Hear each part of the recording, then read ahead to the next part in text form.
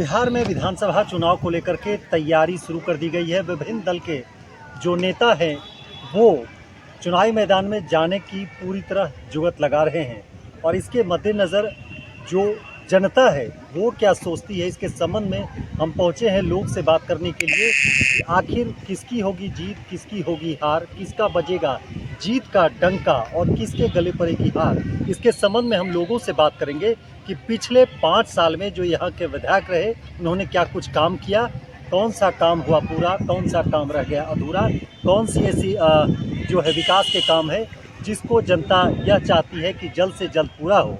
इन सभी मुद्दे पर हम बात करेंगे वोटर से, क्योंकि किसी भी जो है जनप्रतिनिधि को विजय तब हासिल होती है जब जनता खुलकर वोट देती है और इस बार का चुनाव बिहार के लिए सबसे महत्वपूर्ण है।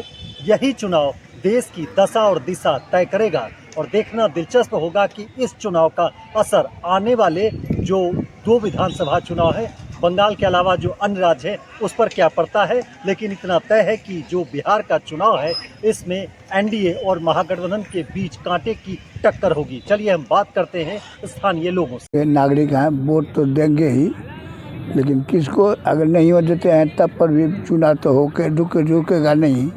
लेकिन समस्या यही है कि जितना भी काम होता है घूसखोरी बढ़ गया, नाजायज बढ़ गया।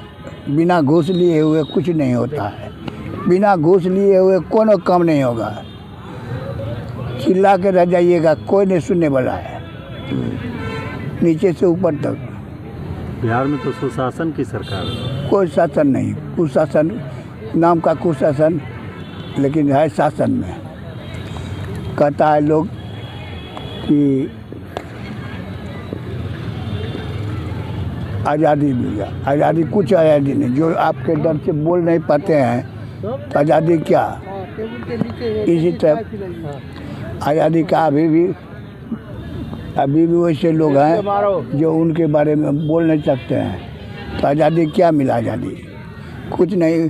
घूसखोरी बढ़ गया, पढ़ाई लिखा विद्या। शराबबंदी है ना बिहार में? हाँ, शराबबंदी है। शराबबंदी तो पूरा है। लूटो मटो।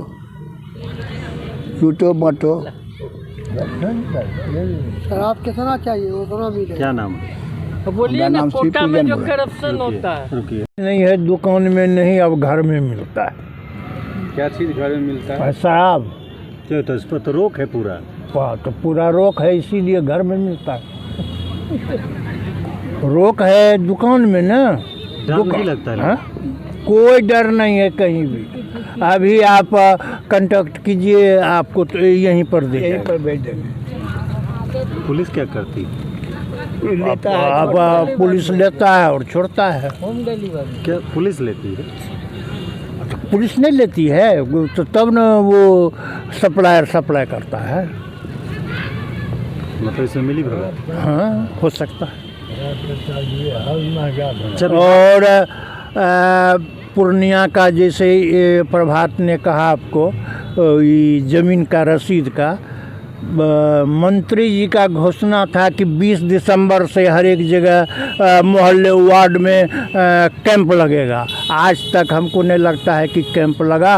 और बिन जो पैसा देता है उसका रसीद कटता है और जो पैसा नहीं देता है उसका पड़ा हुआ है। विकास नहीं हुआ क्या? विकास हुआ है, विकास तो कुछ हुआ ही है, लेकिन बहुत विकास। चाय पीजिए, 25,000 टका दीजिए, चाय पीजिए। और क्या होना चाहिए? बदलाव बिहार कुछ नहीं बदलाव होगा। कोई भी सरकार आएगी यहाँ बदलाव नहीं होगा।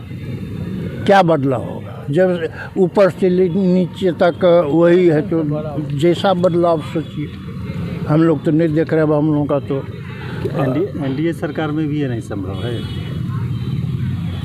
एनडीए सरकार तो कम से कम पूर्व के सरकार से तो अच्छी है, लेकिन अब ये भी उसी रास्ते पर चल चुकी। बुजुर्गों का 400 से 1100। हाँ, 1100 तो हुआ है वही कहाँ गए उन लोगों को। बहुत इसका असर पड़ेगा, चुनाव पर जरूर इसका पड़ेगा। हाँ, वोट तो इसको मिलेगा। मुख्यमंत्री कौन होगा? अब नीतीश को छोड़कर कौन होगा, और दूसरा होगा तो बस आएगा जाएगा, आएगा जाएगा, दूसरा कोई बनेगा। दूसरा कोई बनेगा एनडीए में। अब उधर का तो विपक्ष का तो नहीं। आप जनता है। क्या नाम हुआ? अरुण कुमार झा। जितना बदलाव होना चाहिए उतना बदलाव नहीं हुआ है। जैसे एम्प्लॉयमेंट के लिए जो है, उसके लिए रोज़गार के लिए कोई व्यवस्था विशेष नहीं हो रही है। इंडस्ट्रियलाइजेशन जो है उसमें कोई ख़ास विशेषता नहीं देखी जा रही है। शिक्षा के क्षेत्र में इन्होंने कदम उठाया है, लेकिन शिक्षा के क्षेत्र में यदि कहा जाए तो यदि पिछड़ा हुआ है तो शिक्षा ही है। शिक्षा मूल रूप से पिछड़ा हुआ है। यदि शिक्षा पिछड़ी रहेगी तो सब कुछ पिछड़ी रहेगी। इसीलिए कि जैसे कि 1000 एफिलेटेड कॉलेज है, 1000 से ऊपर लगभग 1200 कॉलेज है।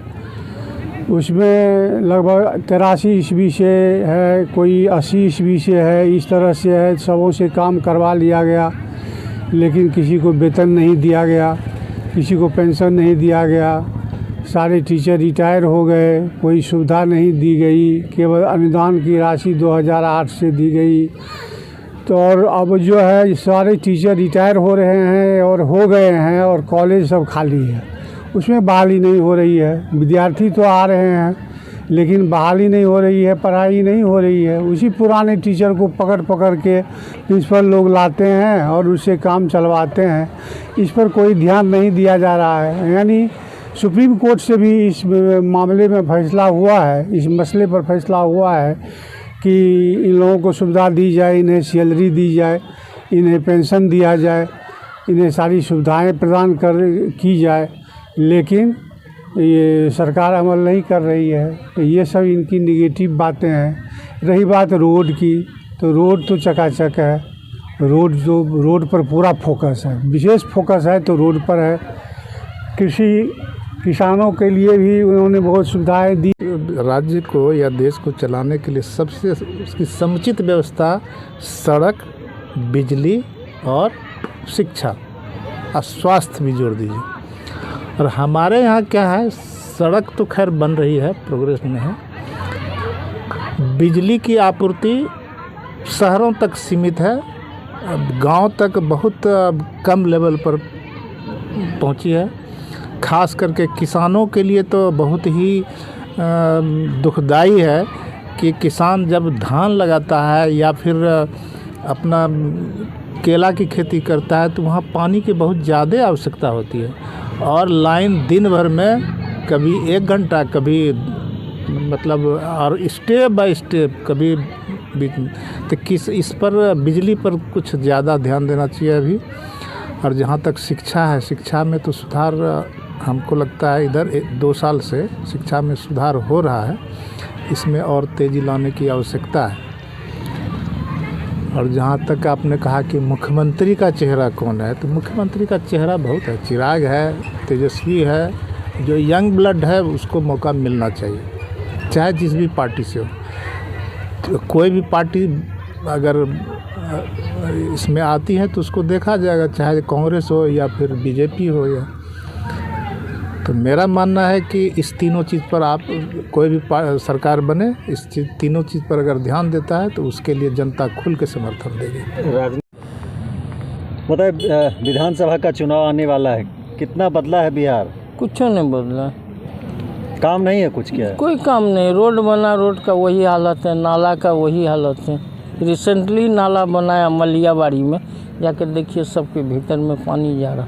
सरकार तो कहती है कि हम पूरा पैसा भेजते हैं। अरे सरकार कहती है, सरकार का कहना काम है, धरातल में काम हो तब ना। धरातल में कोई काम नहीं है। क्यों, विधायक जी क्या कर रहे हैं? विधायक जी को बोले तो कहता हम क्या करेंगे बताइए। वोट दे देते हैं, जाते हैं तो कहता है कि पहचान में नहीं करते। हमने 3 टाइम्स जो है विजय कुमार खेमका से भेंट की, कहता पहचानते नहीं। वार्ड पार्षद क्या बोलते? वार्ड पार्षद को बोले तो कहता हाँ हो जाएगा हो जाएगा हो जाएगा हो जाएगा। हमारे घर के सामने एक रोड है, उसमें दूसरे का छत ये टंकी का पानी गिरता है। बोलने गए तो कहता है कि नहीं वो आप लोग का काम है, आप लोग सोचिए। इतना जो पैसा आता है नगर निगम में, वो सब फालतू कुछ सफैया नहीं है। कहाँ जाता है वो पैसा? पैसा सब बाहर जाता है, ये लोग का पॉकेट में जाता है। कहाँ कोई काम होता है? किसके पॉकेट में? किसके पॉकेट में? पदाधिकारी का पॉकेट में जाता होगा, दूसरे किनके यहाँ जाएगा? जाके देखिए इंटायर टाउन जो है आपको गर्दा से भरा हुआ। जबकि 360 रुपया 365 रुपया हम देते हैं, लेकिन झाड़ू नहीं गिरता, झाड़ू नहीं लगता, ना झाड़ू नहीं लगता कहीं नहीं। नहीं। अभी जाके देख के आइए आप, चलिए मेरे साथ स्पॉट पर। विकास कुछ नहीं, विकास कुछ नहीं है। विकास क्या है? विकास यही है कागज कलम में, बस करप्शन का मेन अड्डा हो गया। अब क्या बोला जाए? क्या नाम है? प्रभात। कहीं जाते हैं ब्लॉक में काम करवाने, हमारा जो है माने ये रेंट फिक्सेशन के लिए बोले तो कहता है कि आप जाइए DCLR से फिक्सेशन कीजिए, उससे कीजिए। तो बाद में बोला कि कुछ दाना पानी दीजिएगा तभी देखा जाएगा। दाना पानी मतलब रुपया पैसा और कुछ चीज। रिश्वत? हाँ, क्या बगैर रिश्वत के काम नहीं होता? नहीं कहीं नहीं। हॉस्पिटल का भी वही हालत। अब मुख्यमंत्री जो कहते हैं कि जो भ्रष्टाचारी हो जेल जा रहा है, अब गलत बोल रहे हैं। कहाँ किसी को जेल जाते हुए देख रहे हैं? कुछ जा रहा है। हाँ? अरे कुछ जा रहा जो रंगे हाथ पकड़ा जाता है, ये लोग रंगे हाथ थोड़े पकड़ा जाता। हॉस्पिटल में जाइए तो दवाइयाँ नहीं है, ट्रीटमेंट सही रूप से नहीं होता। क्या बोला जाए?